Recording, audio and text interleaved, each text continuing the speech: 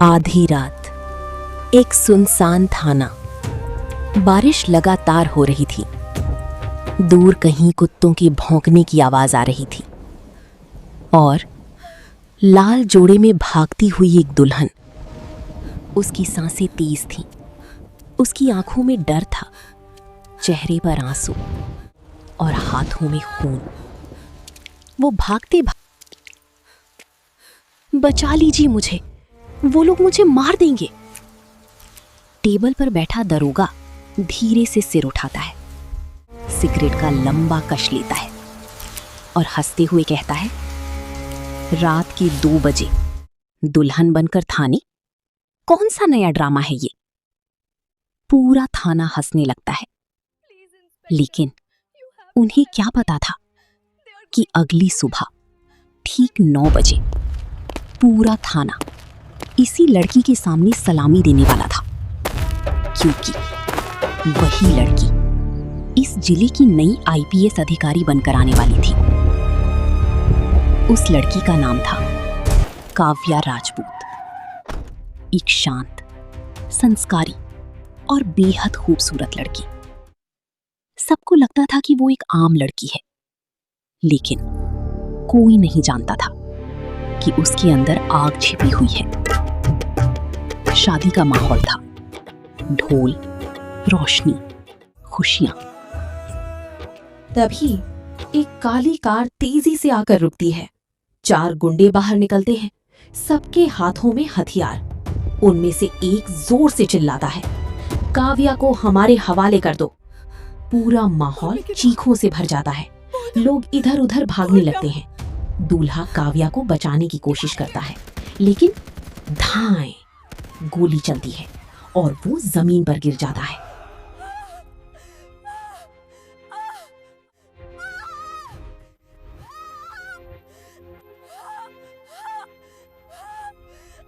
काव्या चीख पड़ती है।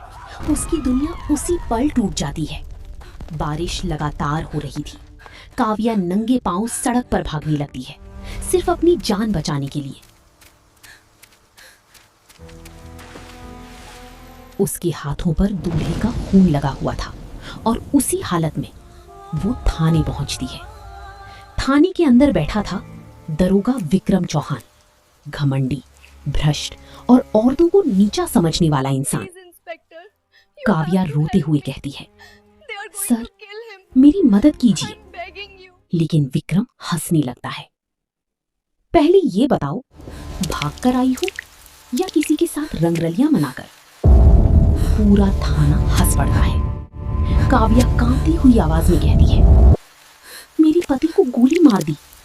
विक्रम हंसते हुए बोलता है, और तुम बच गई? वाह, अच्छी कहानी बना लेती हो। काव्या हाथ जोड़ती है, प्लीज, वो लोग मुझे मार देंगे। लेकिन विक्रम गुस्से में उठता है और धड़ाक उसके गाल पर जोरदार थप्पड़ मार देता है। नाटक बंद करो। पूरा थाना शांत हो जाता है। काव्या धीरे से उसकी तरफ देखती है। आंखों में आंसू नहीं थे, आग थी। विक्रम उसे लॉकअप में बंद करवा देता है। बारिश की बूंदें, अंधेरा और सलाखों के पीछे बैठी एक दुल्हन। एक महिला कांस्टेबल चुपके से उसके पास पानी लेकर आती है। धीरे से कहती है, मैडम, आप डरिए मत। काव्या पहली बार हल्का सा मुस्कुराती है और जवाब देती है, डर मुझे नहीं, कल इन्हें लगेगा। सुबह हो चुकी थी। पूरा थाना लाइन में खड़ा था, नई आईपीएस अधिकारी के स्वागत के लिए। एसपी ऑफिस से फोन आया था, नई अधिकारी आज ज्वाइन करेंगी। विक्रम परेशान था। सब लाइन में खड़े रहना, कोई गलती नहीं होनी चाहिए। तभी एक काली एसयूवी थाने के सामने आकर रुकती है। दरवाजा खुलता है और बाहर उतरती है वही दुल्हन, लेकिन अब लाल जोड़े की जगह आईपीएस यूनिफॉर्म थी। पूरा थाना जम जाता है। विक्रम के हाथ कांपने लगते हैं। एक कांस्टेबल धीरे से कहता है, यही नई एसपी मैडम है। विक्रम के चेहरे का रंग उड़ जाता है। काव्या धीरे धीरे उसके सामने आती है। काव्या अपने उसी गाल को छूती है जिस पर रात को थप्पड़ पड़ा था और कहती है, दरोगा जी, अब पहचान में आई चरित्रहीन लड़की। पूरा थाना सिर झुका लेता है। विक्रम घुटनों पर बैठ जाता है। मैडम, मुझसे गलती हो गई। काव्या की आंखों में दर्द था, लेकिन आवाज पत्थर जैसी। गलती नहीं थी, तुम्हारी सोच थी। काव्या पूरी फाइल टेबल पर फेंकती है। इस जिले में लड़कियों की तस्करी कौन करवाता है? पता है मुझे। सब चौंक जाते हैं।